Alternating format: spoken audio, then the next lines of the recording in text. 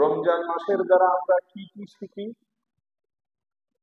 রমজান আমাদেরকে কি শিখায়? রমজান আমাদেরকে মোটামুটি 5টি জিনিস আমাদেরকে শিক্ষা দেয়, এবং 5টি জিনিস আপনাকে আমাকে অভ্যস্ত করার জন্য প্র্যাকটিস করায় 1 মাস পর্যন্ত, যেন বাকি 11 মাস ওই 5টি জিনিসের উপরে আমরা সহজে চলতে পারি, আমল করতে পারি। এটা হলো রমজানের মৌলিক বৈশিষ্ট্য এবং মূল কারণ। খুব খেয়াল করবেন, মনেও রাখবেন, মা বোনদেরকেও যে এই কথাগুলো শোনাবেন। আর যারা দেশ বিদেশে আমার ইউটিউবের মাধ্যমে, নেটের মাধ্যমে দেখবেন, আপনারাও এই কথাগুলো পরিবার পরিজনদেরকে জানিয়ে দিবেন যে রমজান আমাদেরকে কয়েকটি জিনিস শিক্ষা দিতে আসে, যেন 1 মাস পর্যন্ত এই কয়েকটি জিনিসের উপরে প্র্যাকটিস করার পর, তামরিন করার পর, মস্ক করার পর বাকি 11 মাস ওই 5টি জিনিস করা সহজ হয়ে যায়। এটা হলো রমজানের মূল উদ্দেশ্য। এবার 5টি জিনিস কি, খুব মুখস্থ করবেন। 1 নম্বরে হইল সিয়াম। বলেন, 1 নম্বরে সিয়াম। 2 নম্বরে হইল কিয়াম। 2 নম্বরে কিয়াম। 3 নম্বরে কুরআন। 3 নম্বরে কুরআন। 4 নম্বরে তাকওয়া। 4 নম্বরে তাকওয়া। 5 নম্বরে সদকা, দান খায়রাত। এই 5টি জিনিসের তালিমের জন্য আল্লাহ পাক রব্বুল আলামিন আপনাকে আমাকে রমজানুল মুবারকের মতো বরকতময়, পুণ্যময় একটি মাস উপহার হাদিয়া আল্লাহ তাআলা দিয়ে থাকেন। 1 নম্বরে কি? সিয়াম শিখায়, যেন প্রত্যেকটা মুমিন মুমিনা 1 মাস পর্যন্ত ধারাবাহিকভাবে রোজা রাখার পর সে রোজা রাখার উপরে তার বডিটাকে এমন ভাবে অভ্যস্ত করে ফেলে যে সারা বছরে যে নফল রোজাগুলো আছে ওইগুলো সানন্দে, আনন্দ চিত্তে সে যেন পালন করতে পারে, তার কোনো কষ্ট না হয়। 365 দিনে 1 বছর। দেখেন আল্লাহ তাআলার নিজামটা কত সুন্দর। 30 দিন আমাদেরকে রোজা রাখার জন্য আল্লাহ তাআলা ফরজ করেছেন। কুতিবা আলাইকুমুস সিয়াম, তোমাদের উপরে রোজা রাখা ফরজ করা হয়েছে। আর কুরআনের মধ্যে আল্লাহ ইরশাদ করেছেন, মান জাআ বিল হাসানাতি ফালাহু আশরু আমসাল, যে 1 করবে সে 10 পাবে। এখন একদম নিম্নমানের বেসিকটা ধরি, আপনারা একটু আমার সাথে অঙ্কটা করার সময় একটু সাথে থাকবেন আর একটু কথা বলবেন। একে যদি 10 হয়, রমজান মাসে 30 রোজা, 30টা রোজা রাখলে 30কে 10 দিয়ে গুণ দিলে কত হয়? 300। কেমন যেন আপনি 300 দিন রোজা রেখেছেন। এরপর মজার ঘটনা হইল, তুমি যেহেতু 1 মাস পর্যন্ত রোজা রেখে অভ্যস্ত হয়ে গেছে, তোমার অভ্যাস হয়ে গেছে, তুমি রমজান পরবর্তী মাস শাওয়াল মাসে আল্লাহ রাসূল সাল্লাল্লাহু আলাইহি ওয়াসাল্লাম ইরশাদ করেছেন, মান সাওমা রমাদান সুম্মা আতবাআহু সিত্তাম মিন শাওয়াল কানা কাসিয়ামিদ দাহরি কুল্লিহি। সুবহানাল্লাহ। কয় যে বান্দা বান্দি রমজানের রোজাগুলো রাখলো, এরপরের মাস শাওয়াল মাসে 6টি রোজা রাখলো, নবী ফতোয়া দিয়ে দিয়েছেন, ঘোষণা করেছেন, তোমার আমলনামায় লেখা হবে কি? কানা কাসিয়ামিদ দাহরি কুল্লি, তুমি সারা বছর 365 দিন রোজা রেখেছো। কিভাবে? কারণ রমজানের 30 রোজায় তো 300 দিন শেষ, কথা বলে না।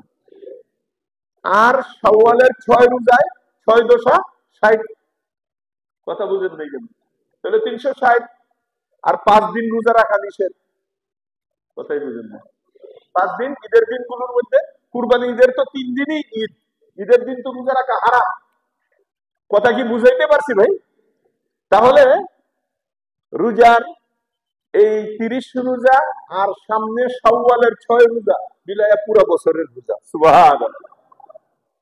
লোকটা যেন 1 বছর পর্যন্ত টানা রোজা রাখে। এখন এইখানে একটা মজার মাসালা বলি, মা বোনদেরকে শুনাইবেন।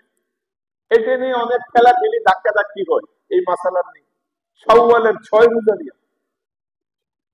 এনে কয়েকটা মাসালা। একটা হলো যে আমার তো রোজা কাজা হয়েছিল, পুরুষেরও কাজা হইতে পারে, সফররত অবস্থায় রোজা না রাখা যায় আছে আপনার জন্য, সারাদিন খাইতে পারবেন, বাকি অগুচরে খাইতে হবে মানুষের আড়ালে সফরে, বাড়িতে বসে না। এই যে আমাদের স্যার হোটেল গুলো এলি না পর্দা দিয়া শুরু করে দিন, ডাঙ্গর ডাঙ্গর যুবক গুলো, হায় হায় হায়, এরা যদি 3 দিনও না খায় থাকে কিছু হইব না।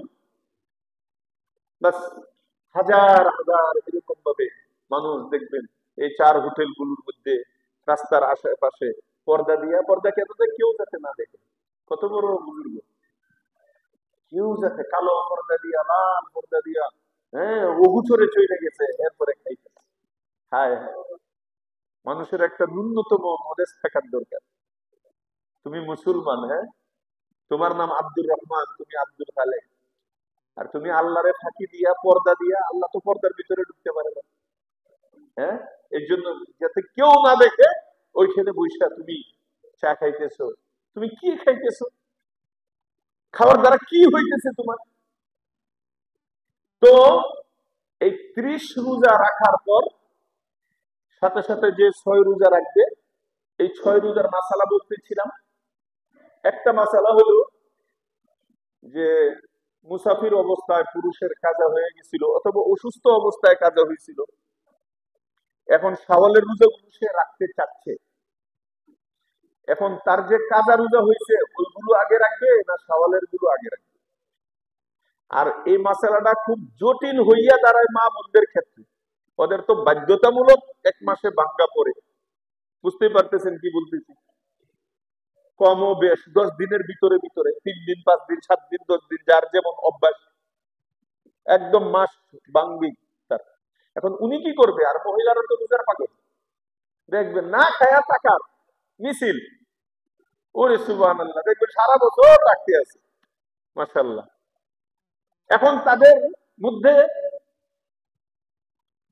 কয়েক ধরনের মাসালা হয়। একটা হলো কেউ কেউ তাদেরকে ফতোয়া দেয় যে তোমার যে ভাঙ্গা 6টা রোজা আছে কাজা, তোমার যে ছুটে গেছিল রোজাগুলো, ওইগুলো যদি শাওয়াল মাসে রাখো তাহলে শাওয়ালেরও হয়ে যাবে, তোমার কাজাও হয়ে যাবে, এটাও অনেকে বলে। কিন্তু এই মাসালাটা ঠিক না। কাজা কাজাই, শাওয়াল শাওয়াল, বুঝেন না কথাটা? কাজা যেটা এটা তো বেসিক, আর শাওয়ালের এটা তো বোনাস। বেসিক কি বোনাসের সাথে মিলাইতে পারবেন? দুইটা দুই জিনিস। নফল আর ফরজ কি এক জিনিস? আপনার যে কাজাগুলো ভাঙছেন এটা তো ফরজ, আপনার রাখতেই হবে, না হলে জাহান্নামে যেতে হবে, শাস্তি মুখ করতে হবে। কিন্তু শাওয়ালের না রাখলে আপনার জাহান্নামে যেতে হবে না। তাহলে দুইটা দুই জিনিস, একটা হলো বেসিক মৌলিক, সুতরাং আপনার কাজাটাকে নফলের সাথে গুলানো যাবে না। মা বোনরা ভালো করে মাসালাটা মনে রাখবেন, দুইটা দুই জিনিস, আপনার কাজা আলাদা রাখতে হবে আর নফল 6 রোজা আলাদা রাখতে হবে। এক মাসালা গেল, ক্লিয়ার করলাম। দ্বিতীয় নাম্বার মাসালা, হুজুর কাজা আগে করব নাকি শাওয়ালের গুলো আগে করব? এটা 2 নম্বর মাসালা। আগে কোনটা করব? এখানে ইমামদের মধ্যে মতানক্য আছে। অধিকাংশ ইমামদের মত হলো কাজাটা আগে সারো, টাইম তো তোমার 1 মাস, কাজা যে কয়েকদিন হয়েছে, 3 দিন হোক 5 দিন হোক, তোমার যে 6 দিন হোক, এই কাজাটাকে আগে ছাড়ো। এর দলিল, কারণ আল্লাহ রাসূল সাল্লাল্লাহু আলাইহি সাল্লাম হাদিস শরীফে কথাটা কিভাবে বলছেন একটু খেয়াল করেন। নবীজি বলছেন মান সামা রমাদান সুম্মা সুম্মা আতবাহু সিত্তাম মিন শাওয়াল। এর অর্থ হলো মান সামা রমাদান, যে আগে রমজানের রোজাগুলো শেষ করলো, সুম্মা অতঃপর। আচ্ছা, অতঃপর শব্দটা কখন ব্যবহার করা হয়? আগেরটা সারার পরে। ভাই কথা কি বুঝাইতে পারতেছি? এখানে অতঃপর শব্দ আনা হয়েছে। মান সামা রমাদান, যে রমজানের রোজা রাখলো, সুম্মা অতঃপর আতবাহু সিত্তাম মিন শাওয়াল, অতঃপর শাওয়ালের 6 রোজা রাখলো, তার জন্য পুরা বছরের রোজা রাখার সমান সওয়াব। তাহলে এখান দ্বারা কি বুঝলেন? আগে রমজানের তোমার ভাঙ্গা থাকলেও এগুলো তুমি কাজার মাধ্যমেও তুমি আগে শেষ করো, এরপরে তুমি শাওয়ালের নফল রোজাগুলো তুমি পালন করো। আমি কি মাসালাটা বুঝাইতে পারছি? তবে কেহ যদি আগেও 6 রোজা রাখে আর পরেও কাজাগুলো আদায় করে, কোনো সমস্যা নেই। একটা উত্তম আর অনুত্তমের ব্যাপার। উত্তম হলো আগে কাজাগুলো, কারণ তুমি তো নাও থাকতে পারো, রমজানের এই শাওয়ালের 6টা রাখতেছো, পরে মারা গেলা, কাজা তো রয়ে গেল না, তোমার তো জবাব দিতে হবে। কিন্তু শাওয়ালের তুমি 6টা রাখলা না, এটার জন্য আল্লাহর কাছে জবাব দিতে হবে না। আমি কি বুঝাইতে পারছি মাসালাটা? এর জন্য উত্তম হলো আগে কাজাগুলো রাখা। মা বোনদেরকে বিশেষ করে লক্ষ্য করে বলতেছি, আপনাদের মধ্যে এই পেশটা বেশি লাগে। আর অনেকে বাইপাস মাসলা দিয়ে দেয়, কয় না দুইটা একসাথে, দুইটা বলে একসাথে কয়খানে নিয়ত করলে নেবো। আরে ভাই, ফরজের সাথে নফলের নিয়ত কেমনে করবে? হ্যাঁ, তুমি একটা নফলের মধ্যে 10টা নফলের নিয়ত করতে পারো। আপনি 2 রাকাত নফল নামাজের নিয়ত করতেছেন, এখানে নিয়ত করতে পারেন, আল্লাহ আমি তওবার নিয়ত করতেছি, আল্লাহ আমার অমুক হাজাত, ওই হাজাতের জন্য 2 রাকাতের নিয়ত করতেছি, আল্লাহ আমার ছেলেটা যেন আল্লাহওয়ালা হয় এই জন্য নিয়ত করতেছি, আল্লাহ আমার অমুক মুসিবত আছে, মুসিবতটা যেন দূর হয় ওই জন্য। একবার 2 রাকাত নামাজের 20টা নিয়ত করতে পারবেন, কোনো সমস্যা নাই। কথা বুঝুন, নফল নামাজের মধ্যে। কিন্তু আপনি ফরজের সাথে নফলকে কি করতে পারবেন না, গুলাইতে পারবেন না।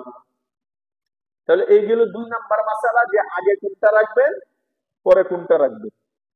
আগে কাজাগুলো রাখা উত্তম। আর যদি কেউ আগে শাওয়ালের ডিউ রাখে পরে কাজা করে তবুও হবে, কোনো সমস্যা নাই, দুটোটাই ঠিক আছে, কিন্তু উত্তম অনুত্তমের কথা বললাম।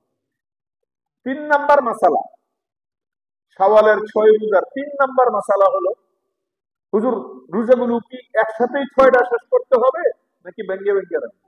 এই হলো আরেক মাসালা। এখানে ইমামদের মধ্যে মতনৈক্য আছে।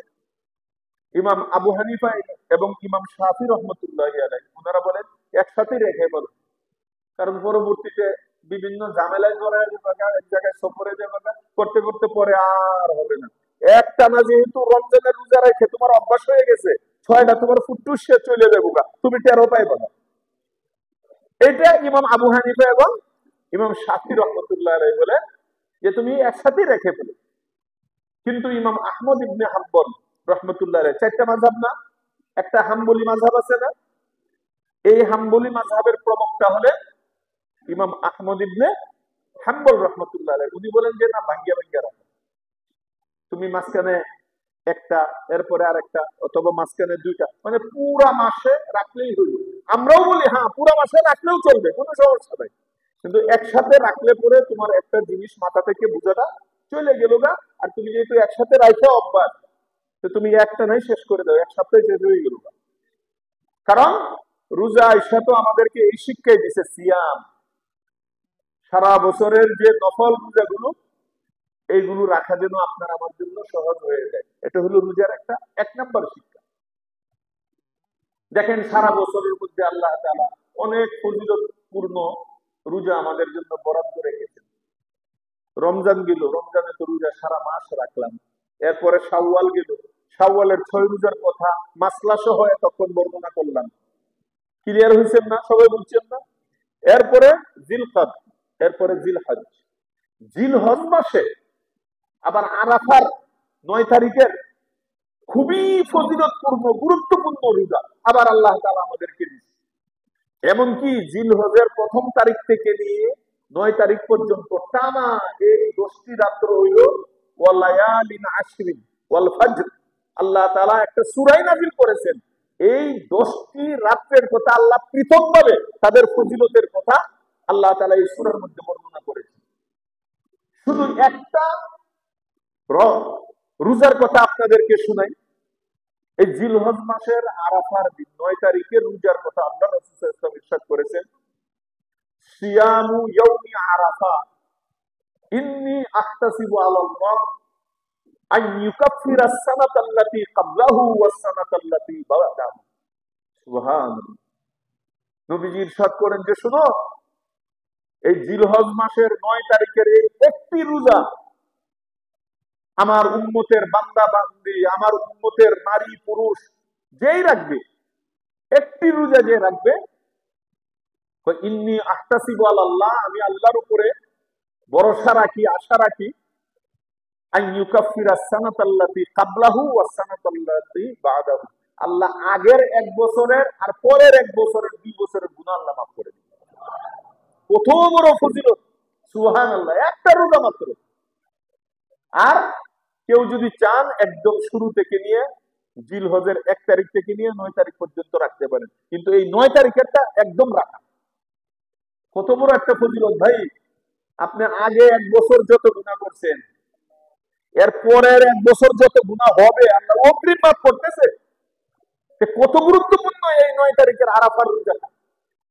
এই যে দেখেন, রমজান আমাদেরকে রোজা রাখা শিখাইতেছে। ওইগুলো একটা একটা খুচরা খুচরা রোজা, কোনো দেখবেন টেরই পাবো না, কষ্টই হবে না, কারণ 1 মাস রেখে যার অভ্যাস, ওর 1টা আর 6টা, এগুলো তো তার কোনো কষ্ট হওয়ার কথা না। রোজা আমাদেরকে এই শিক্ষা দিয়েছে। এরপরে আসেন, পরের মাসটাই হইল মুহররম মাস। জিলহজ মাসের পরের মাস কি ভাই? মুহররম মাস। আচ্ছা, আমরা কি সকলেই জানি ইংরেজি মাসের শুরু হইল কি? জানুয়ারি। বাংলার শুরু হইল বৈশাখ। আরবি শুরু কি? এটা কয়েকজনে বলতেছে, দেখে শুনে শুনে সবাই বলতেছে। আমি যদি ইন্টারভিউ দিতাম 80% এখানে ফেল করত। অথচ আমরা মুসলমান, আমাদের আগে জানার দরকার। আল্লাহ বাঁচাইছে এটা। আচ্ছা বলেন তো, আরবি আজকে কত তারিখ? অনেকে চিন্তা করতেছে, অনেকে চিন্তা করতেছে। রমজানের 27 এটা মনে আছে, কিন্তু আরবির কত তারিখ এটা মনে নেই। রমজানটা কি মাস, কি হিসাবে, কোন মাস? আরবি মাস। কিন্তু এরপরের মাসে যদি ইন্টারভিউ নেই তাহলে 99 জন পারবেন। রমজান যেহেতু 27 গেছে গত রাত্রে, এই জন্য নলেজে আছে। অথচ মুসলমানের সর্বপ্রথম আজকে আরবিতে কি বার, এটা আরবি কি মাস, আরবি কি তারিখ, এই 3টা জিনিস জেনে রাখা দরকার। কারণ আমাদের নামাজ, আমাদের চাঁদ, চাঁদের সাথে আমাদের পুরা 12 মাসের ইবাদতের হিসাব সম্পর্ক। তো এই চাঁদের হিসাবগুলো প্রত্যেকটা মুসলমানের জানা জরুরি। হজের সম্পর্ক, রোজার সম্পর্ক, আরো অনেক অনেক জিনিসের সম্পর্ক কার সাথে? চাঁদের সাথে। আর চাঁদের হিসাব তো আরবি মাস হিসাবে, নাকি জানুয়ারি? হ্যাঁ, আরবি মাস হিসাবে। তো এরপরের মাসটাই হইল কি? মুহররম মাস। মুহররমের 10 তারিখের কথা তো বলাই লাগে না। জুতা খালি কইরা, এরপরে কিছু অস্ত্র মস্ত্র নিয়া, হাই হুসাইন হাই হুসাইন, রক্ত বাইর কইরা, কালো কাপড় পরে, একটা শুডাউন দিয়া, ডুল লুক দিয়া, পুরা এলাকাকে ধুমধাম। গান বাজনার মাধ্যমে, ঢুলের মাধ্যমেও আবাদত হয়। শয়তান তাল গাছের উপরে বসে হাসে, আমি রিটায়ার, আমার আর লাগবে না, তোরা রেখে দিস। আবাদত গুলি ঢুল দিয়া, এদিক দিয়ে শিকল, এদিকে শিকল। কিরে ভাই, তুই কি অপরাধ করছ? শিকল পেছানো তো এটা জাহান্নামীদের আলামত। আল্লাহ বলবেন খুজুহু ফাগুল্লুহু সুম্মা জাহিমা সাল্লু সুম্মা ফি সিলসিলাতিন। সিলসিলাতুন শব্দের অর্থ শিকল। বলেন সিলসিলাতুন অর্থ কি? শিকল। সুম্মা ফি সিলসিলাতিন যারউহা সাবউনা জিরাআন ফাসলুকু, বলা হবে ধর, এই জাহান্নামীরে ধর। এরপরে গলার মধ্যে হ্যান্ডকাপ লাগা, আর 70 গজ লম্বা শিকল আইনা এইদিকে পুরাটা পেশা। এটা নমুনা দেখাইতেছে, এমন ভাবে আমাদেরকে দেওয়া হবে। এটা অর্থ তো এটাই। শিকল পেছাইয়া আবাদত। নবী কোনদিন শিকল পেছাইছে? আরে ভাই কথা বলেন না কেন? সাহাবারা কোনদিন 4 ইমামে কেউ শিকল পেছাইছে? তুমি কয় নাম্বার ইমাম? তুমি এই ঢুল আর শিকল করতে গেলা কোন কোরআনের আয়াতের মধ্যে তুমি এটা পাইলা? কোন হাদিসের মধ্যে পাইলা? কোন কিতাবে পাইলা? কোন ইমামে বলেছে? কোন মাসটায় পাইলা যে ঢুল বাজাইতে হবে আর শিকল পেছাইতে হবে? এটা তো common sense, normal common sense যার আছে সেও বুঝবে এটা একটা গুনাহের কাজ, শয়তানি কাজ। তারপরে পরিবেশ দূষণ, ধুম ধুম। ইবাদত কখনো মানুষকে কষ্ট দেয় না। মা জাআলা আলাইকুম ফিদ-দীনি মিন হারাজ, দিনের মধ্যে কোনো কাঠিন্যতা নাই, কষ্ট দেওয়া দেওয়ি নেই। তো এই যে তুমি ওদের কারণে কোথাও বলা যায় না, আরে বাবা গড় সহ কাঁপতে থাকে। তাহলে মুহররমের 10 তারিখ হলো এটাই না? আর একটা গোপন কথা যদি বলি আপনারা অবাক হয়ে যাবে। মুহররমের 10 তারিখ শিয়া যারা আছে, এই কাজ যারা করে ওরা শিয়া সম্প্রদায়। কি সম্প্রদায়? শিয়াদের প্রধানতম আকীদা হইল, 1 নাম্বার আকীদা হইল, না হলে শিয়াই হইতে পারবে না। 1 নাম্বার আকীদা হইল যে আল্লাহ তাআলা ওহী দিয়া পাঠাইছিলেন আলী রাদিয়াল্লাহু তাআলা আনহুর কাছে, ভুলে আয়া পড়ছে মুহাম্মদ সাল্লাল্লাহু আলাইহি ওয়াসাল্লামের কাছে। তা আসল নবী হইল আলী। এর জন্য শিয়াদের আযানের মধ্যে আলীয়ু ওলিউল্লাহ হয়েছিলেন। তো এইগুলো কুফরি মতবাদ, শিয়ারা কাফের। শিয়াদের মধ্যে বিভিন্ন গ্রুপ আছে, ইসনা আশারিয়া। আর আমাদের এটি যে ওরা জিগাইবে, ওরা তোরা কি কইতে পারে? তো এটা করস কে? কয় বাপদাদারে দেখছি, মা ওয়াজাদনা আলাইহি আবানা, কয় বাপদাদারে দেখছি বাইরে যে অলরেডি ভাল লাগে এই দুন। এরা শিয়াও না কিছু না, এটি বুলালু। হ্যাঁ যে কি হ্যাঁ কইতে পারবে না। এটা কিন্তু শিয়া না, কাফের না, মুসলমানই। কিন্তু কেমনে যে শয়তান ঢুকছে এদেরকে বোঝানোর দরকার। আলহামদুলিল্লাহ, আমি মুসলিম বাজার 13 বছর পর্যন্ত ছিলাম টানা। আইসা দেখিছে ওরে বাবা, আমার মিম্বরের সাথে তাদের ইমাম বাড়াবা, বিশাল ব্যাপার। আমি তো এদিকে জুমা ফরামো না, এটা ধুমধাম হয়ে পড়া, আমার ভিতর থেকে ধুমধাম বাইরে দিতে থাকে। কারণ যেটা কানে আসে এটাই তো মুখ দিয়ে বেরো, খুদ্া মুখ বুঝলিয়া হাতে খারাই তাই। এরপরে আমি কি করলাম, একটা হ্যাকমত করলাম যে ওদের বিরুদ্ধে শুধু স্লোগান দিলে কাজ হবে না। নরমে যে জিনিস হয় গরমে ওই জিনিস হয় না। ওদেরকে 4 দাওয়াত দিলাম, ওরা তো মহাখুশি। খতিব সাহেব আমাদেরকে দাওয়াত দিছে, ওরা তো কেউ জিগায়ও না, সবাই ঘৃণা করে, গন্ধ। ভাই গন্ধ করলে নবীজি এই কাফেরদেরকে ঈমান আনাইতে পারতেন না। ওদেরকে মহব্বত করতে হবে, তাদেরকে ভালোবাসতে হবে, ওদেরকে চা খাওয়ায়া পান খাওয়ায়া ওদের পাশে বাবারে চান্দে বসে তাদেরকে দিনের দাওয়াত দিতে হবে। আমি আইনা পরে বুঝাইলাম, ঘন্টা ব্যাপী বুঝাইলাম। ওই হুজুর এই কথা জীবনেও আমাদেরকে কেউ কইনি। এরপর থেকে আলহামদুলিল্লাহ এই যে বন্ধ হয়েছে আজও পর্যন্ত বন্ধ, ওইখানে কোনো ডুলের বাড়ি নেই আলহামদুলিল্লাহ। অথচ এদের বাড়ির কারণে আমরা থাকতে পারতাম না। এটা কেন হয়েছে এই যে বুঝাইছি। এখন খালি ওই যে দুর্গন্ধ বললে হবে না, ওরা আসলে ওই যে বললাম ওরা গুলাগু কি যে এটাও বুঝে না। এদেরকে যদি আমরা বাবার এই চাঁদকে বইলে মাথা হাতায় ওদেরকে বুঝায়, ওরা এই কাজ করবে না। আমরা সামনে ইনশাল্লাহ এমন উদ্যোগ দিব আমাদের এই কমপ্লেক্সের পক্ষ থেকে। আমি কমিটি বৃন্দদেরকে আমি দৃষ্টি আকর্ষণ করব, আমাদের সাথে এই জিনিসটা সাহায্য করবেন। কারণ মসজিদ এই কমপ্লেক্স এটা হচ্ছে দিনের মার্কাজ, একটা ফ্যাক্টরি, এটা সেন্ট্রাল। এখান থেকে দিনের সব টাকা যা পূর্ণ হবে ইনশাআল্লাহ। খালি যে 5 ওয়াক্ত নামাজ পড়লাম আর খুতবা দিয়ে চলে গেলাম, ইসলামের খেদমত হবে না। কোথায় কোন জায়গার মধ্যে বেদাত হইতেছে, খারাপাত হচ্ছে, ও অনৈতিক কাজ হইতেছে, এখানে যে তাদেরকে আমরা লাঠি নিব না, আমরা মারামারি দরকার নেই, আমরা তাদের পায়ে ধরবো, হাতে ধরবো। বাবার এই নবীজি তো এটার মধ্যে এরকম বলছেন, এটা কোরআনে নাই, এটা হাদিসে নাই। দেখবেন 100-র মধ্যে প্রথম বছর 50 জন চলে আসবে, এরপরে 80 জন চলে আসবে, এরপরে 100% কভার হয়ে যাবে। এই তো হয়ে গেল না? এটার নামই তো তাবলিগ। তাবলিগ তো শুধু গাড়ি নিয়ে ওই 3 দিন যাওয়া আর চিল্লায় যাওয়া না, এটাই তো সবচেয়ে বড় একটা তাবলিগ। মানুষের হৃদয়ের ভিতরে ঢোকা, দিলের ভিতরে ঢোকা। তো ইনশাল্লাহ আমরা যদি ডাক দেই আপনাদেরকে, রাজি আছেন তো বুঝানোর জন্য? সাথে থাকবেন তো ইনশাল্লাহ? আল্লাহ তৌফিক দান করেন। তো বলতেছিলাম মুহররমের 10 তারিখ একটা গোপনীয় কথা আমার জানা আছে, যেটা বললে আপনারা আশ্চর্য হইবেন। সেটা হলো তাদের একটা ইবাদত আছে এই রাতে, এটার নাম ঈদে গাদির।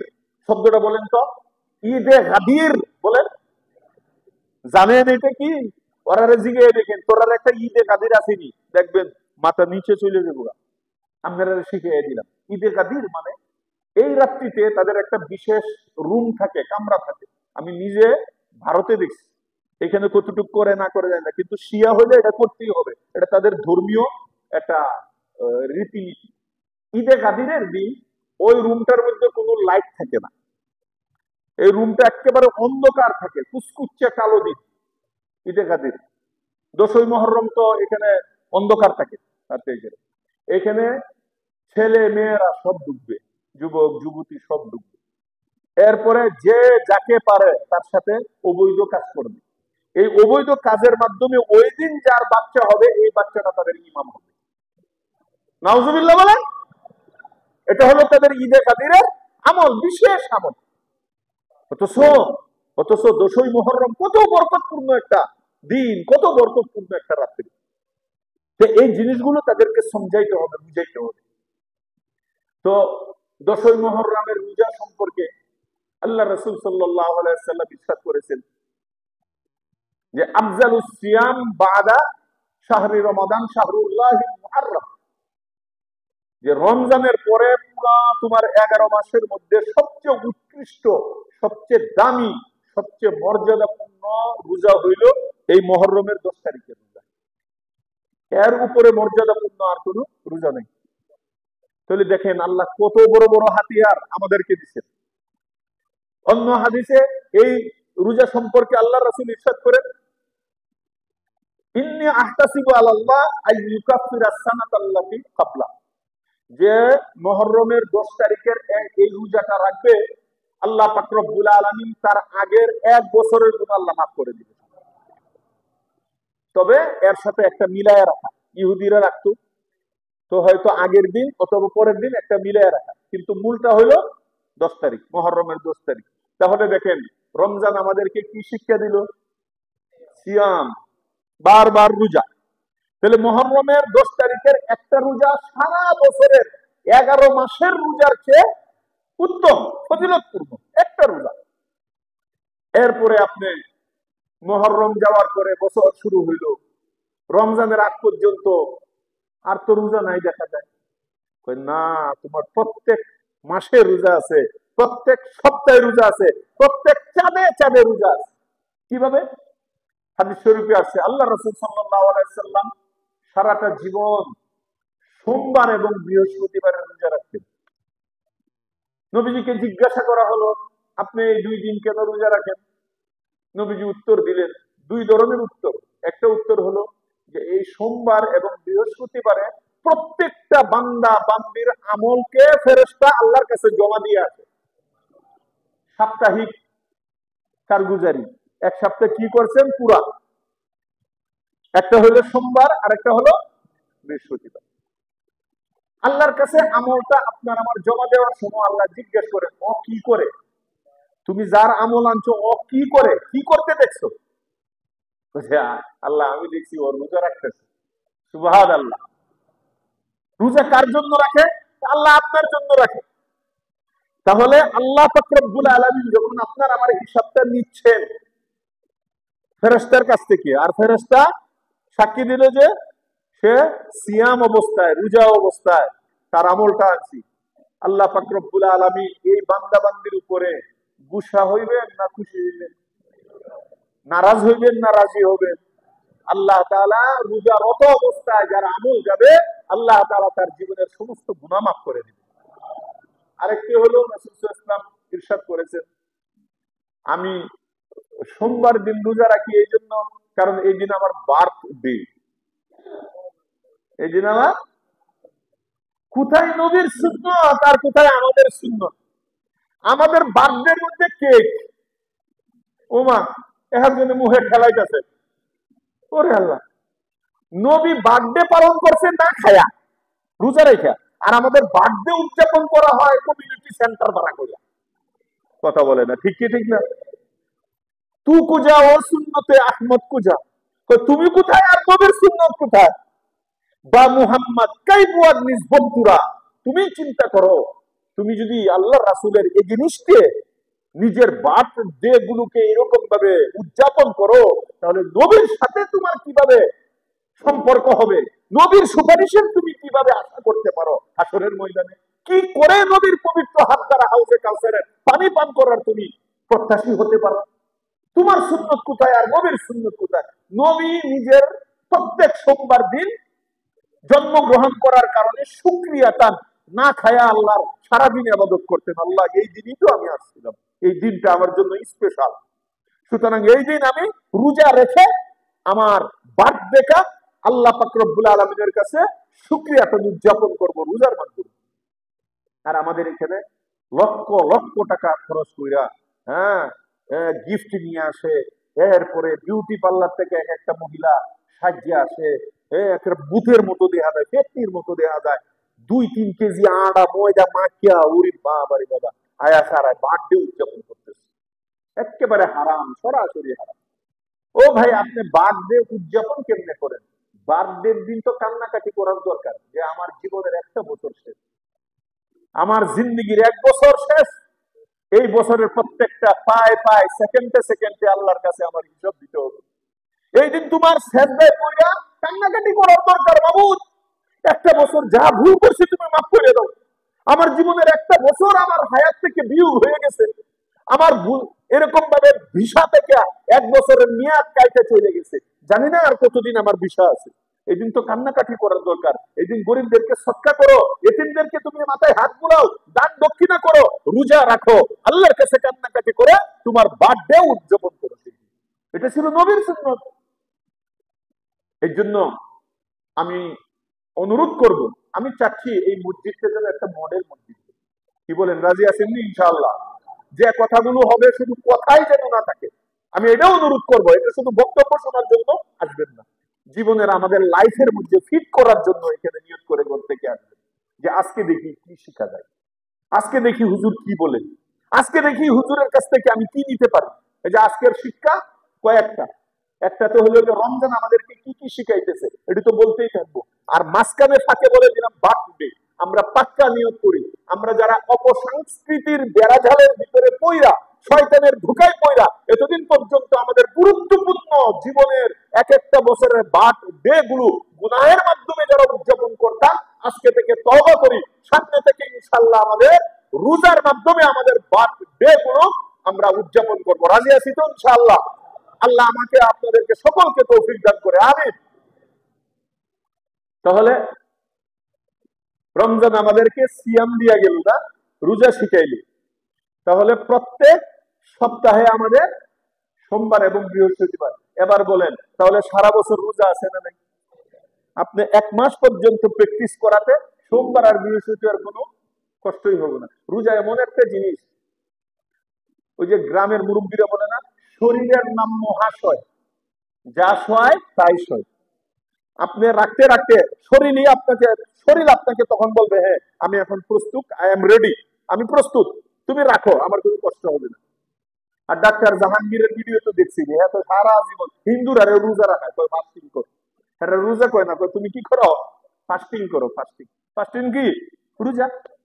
রোজার মধ্যে গবেষণা কইরা জাপানের একজন বৈজ্ঞানিক, সে নোবেল পুরস্কার পাইছে, জানেন?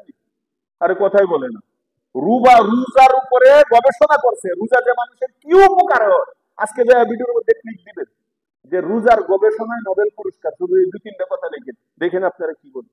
আমাদের ভিতরে কোষগুলো কিভাবে যে এইগুলো তৈলাক্ত জিনিসগুলোকে সবগুলোকে মেরে শেষ করে চর্বিগুলোকে, আমাদের ভিতরে যে জীবাণুগুলো আছে ওই চর্বিগুলোকে খেয়ে আপনাকে সারা বছর সুস্থ রাখবে। সারা বছর যদি আল্লাহ রাসূলের এই নিয়ম অনুযায়ী রোজা রাখেন, আপনার একটা ট্যাবলেটও খাইতে হবে। এই জন্য ডাক্তার জাহাঙ্গীর তো পুরা বিরুদ্ধে, ট্যাবলেটের বিরুদ্ধে। আর হের বিরুদ্ধে ডাক্তার লেবওয়ালারা। তো এটারে ধর, জাহাঙ্গীরের ধর, আমরা তো ব্যবসার মধ্যে হাত দিয়ে দেয়। আডা উডা দিয়ে ট্যাবলেট বানায়, শুধু শুধু ট্যাবলেট, কই 70 টাকা পিস। উপরে নাম লেখা নেই, কিছুই নাই, কাজ করে না না করে আল্লাহ জানে। এই একটা হলে আল্লাহর উপরে ইমান আনা, আর আমাদের এখন সাধারণ পাবলিক যেটা, ডাক্তারের উপরে আর ওষুধের উপরে ইমান আনা। এমন আপনি আমি কি করি, আমার বডিটাকে ডাক্তারের হাতে মুর্দারের লাশের মতো ফালাই দিই, আপনি যা করেন তা করেন, টাকাও দিতেছি বস্তা বইরা, আর ভুল চিকিৎসাও করতেছে, কেসি কুচি সব থইয়া সিলাই করে দিয়ে রেখে দেন পেটের ভিতরে, আবার কাটতে কুটতে বাইর করে, ধরারও কেউ নাই, গোলারও কেউ নেই।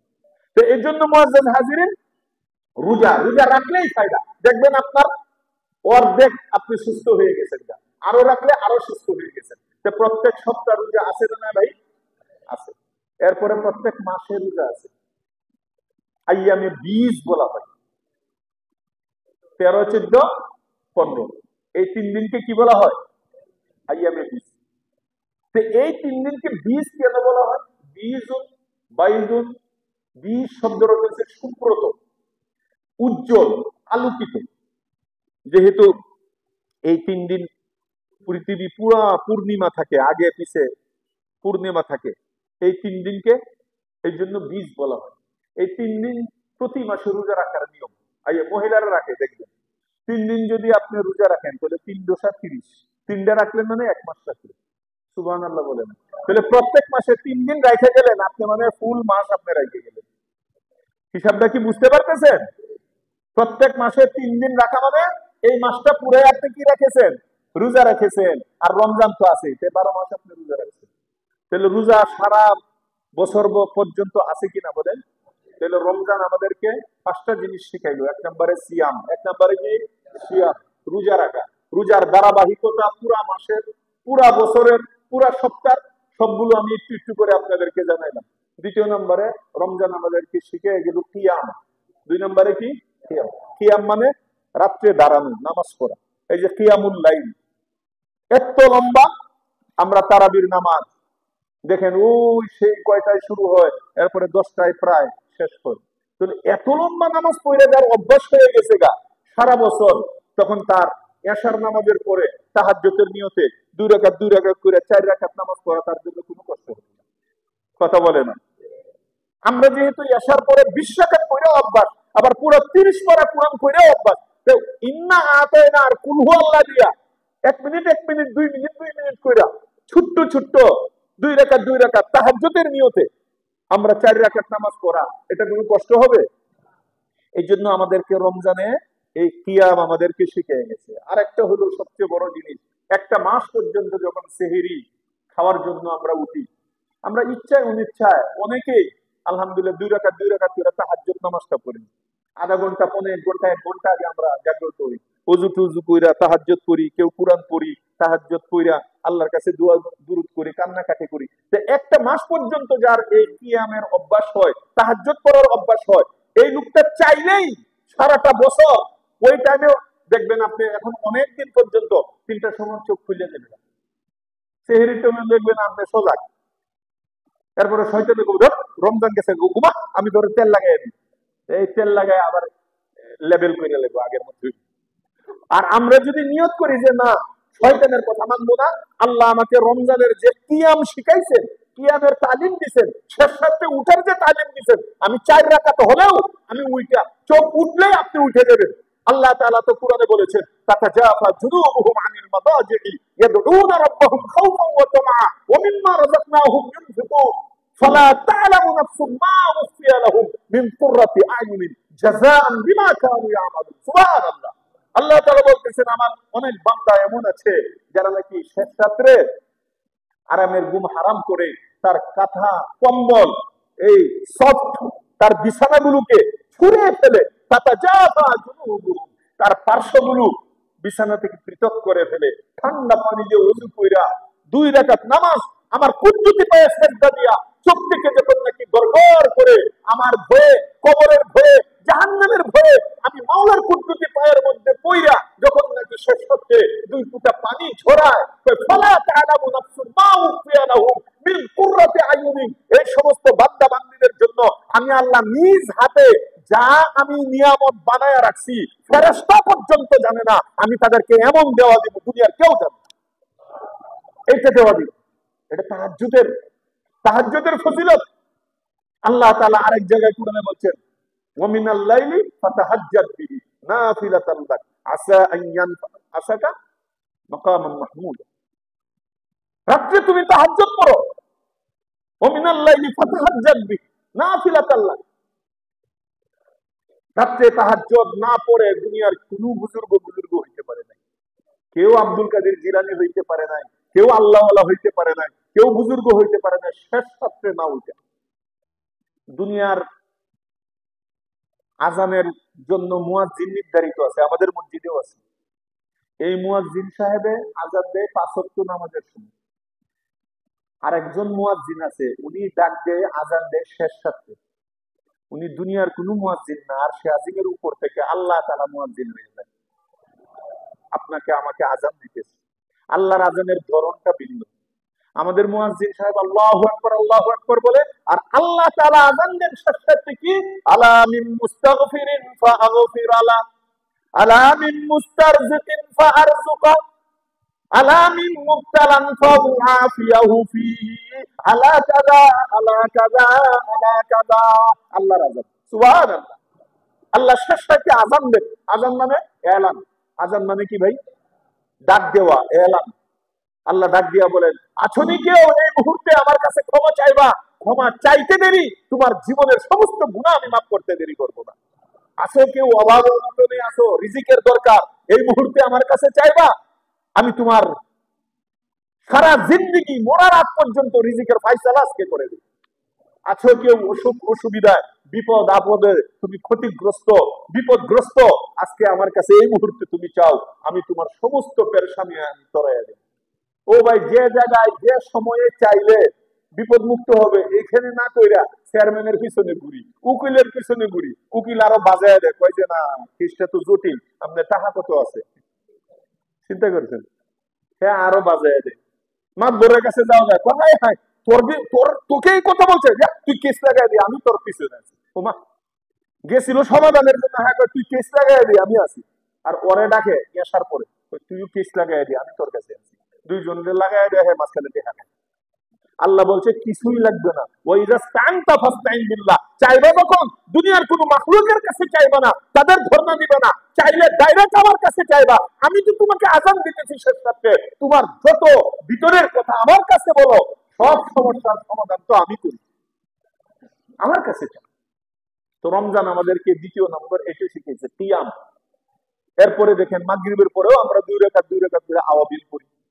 ফজরের পরেও 2 রাকাত যদি ইশাকের নিয়তে নামাজ পড়েন, মাকবুল একটা উমরার সওয়াব, হজের সওয়াব আল্লাহ আমলনামায় লিখে দিবেন। এখন একটা হজ করতে 8 লাখ টাকা লাগে, 7 লাখ টাকা লাগে, আর আপনি ফিরি প্রত্যেকদিন সকালে খালি ইশাকের সময় 2 রাকাত নামাজ পড়বেন, প্রত্যেকদিন মাকবুল, একেবারে সহিহ হাদিস, একদম নির্দিষ্ট করে আল্লাহ আপনার নামে উমরা এবং হজের সওয়াব লিখতেই থাকবে। আপনি মরার পরে আল্লাহ বলবে যে এই পাহাড়, এই সাগর সমুদ্র, এই পাহাড় পরিমাণ নেকি সত্তর, আল্লাহ এগুলো এত নেকি, এটা কিসের? তো এটি উমরা। আল্লাহ আমি তো জীবনে উমরটা দেখি নাই, মদিনা দেখি নাই, মনে হয় পেস লাগাইছে। আমি পেস লাগাই নাই, তুই পেস লাগাইছিস কেমনে? তুই কি ইশাকের নামাজ পড়তে? হ্যাঁ আল্লাহ, এটা মিস দিতাম না। আমার নবী তো বলছে যে ইশাকের নামাজ পড়বে 2 রাকাত কইরা, সাথে সাথে তার আমল নামায় একটা মকবুল উমরা আর মকবুল একটা হজের সব লিখে দিবে। তোর জমা হইতে হইতে কোটি কোটি তোর হজ আর উমরার সব তোর আমল নামার মধ্যে। আর অনেকে যায়াও হজ কবুল করাইতে পারে না, উল্টা পাল্টা করে 8 লাখ টাকা খরচ করে, আর আপনি এখানে টাকা খরচ না কইরাও উমরা কামাইতেছেন। সুবহানাল্লাহ বলেন। এই তালিমটা আপনাকে আমাকে কে শিখাইছে? রমজান। রমজানের 2 নম্বরে কিয়াম। কিয়াম মানে দাঁড়ানো, নামাজ, বেশি নামাজ। এরপরে আল্লাহ তাআলা তো বলেছেন ওয়াস্তাঈনু বিস-সাবরি ওয়াস-সালাহ, তোমরা যখনই মুসিবতে পড়বা আমার কাছে সাহায্য চাইবে 2টা জিনিসের মাধ্যমে। সাহায্য চাওয়ার ধারা কয়টা ভাই?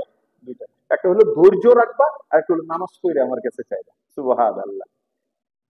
তুমি বেচাইন হয়ে যাবে না, পেরেশান হয়ে যাবে না, অনেক হালাত আসবে, তুমি সবর করো আর আমার কাছে চাও। এই 2টার মাধ্যমে যদি আমার কাছে চাইতে পারো, আমি তোমার সব বেড়া পার করে দিব, সব মুসিবত তোমার দূর করে দেব।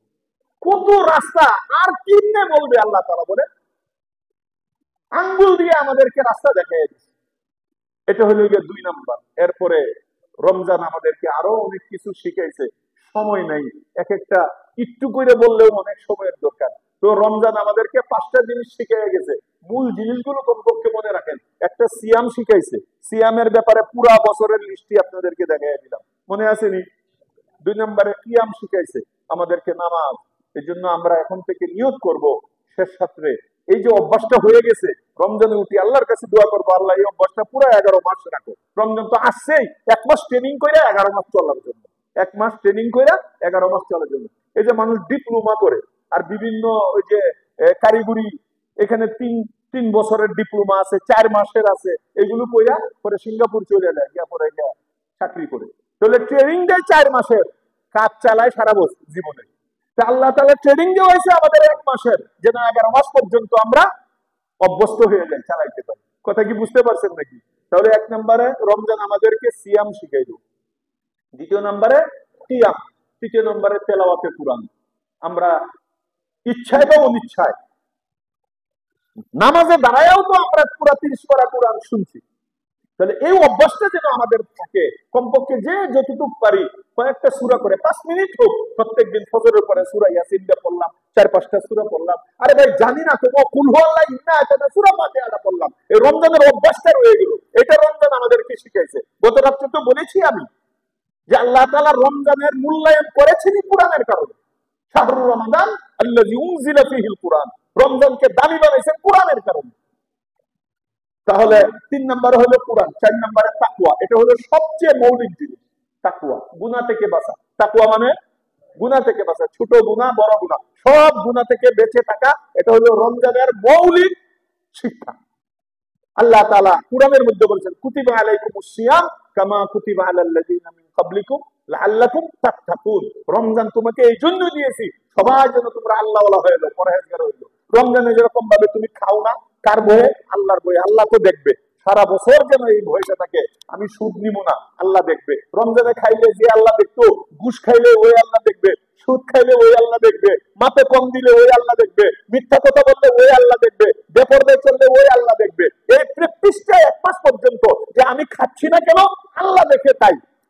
কারণ আমি গোপনে খাইলে দুনিয়ার কেউ বাধা দিতে পারবে না, আমি খাচ্ছি না কেন আল্লাহ দেখে। আল্লাহ দেখে প্র্যাকটিসটা 1 মাস পর্যন্ত করতে করতে 11 মাস পর্যন্ত যেন ওই আল্লাহ দেখে, এটা যেন তোমার মনে থাকে। এই জন্য এই রমজানের শিক্ষা। এটা হলো 4 নম্বর তাকওয়া। আর 5 নম্বর হলো দান সদকা খয়রাত। আলহামদুলিল্লাহ, আমি খুব খুশি আপনাদের কথা শুনেছি। এখনো আপনাদেরকে একটু পরে হিসাব শুনাইবে আপনারা যে কি দান করেছেন। সারা মাস আপনারা আলহামদুলিল্লাহ হাত খুলে নিজ নিজ তৌফিক অনুযায়ী এই প্রতিষ্ঠানে আপনারা অংশগ্রহণ করেছেন। আল্লাহ তাআলা আপনাদের দানগুলো কবুল করেন, বলেন আমিন। আল্লাহ আপনাদেরকেও কবুল করে, বলেন আমিন। আর লাস্টে একটা আহ্বান করবো, রমজান কি শেষ না এখনো আছে? কথা কয় না, কথা না। রমজান কি শেষ না একটু একটু আছে? তাই এখনো যেহেতু এই বরকতটা আল্লাহ তাআলা আমাদের সুযোগটা রাখছেন, আগামী রমজানে কে কে থাকবেন তো হাতটা দেখে পারবেন।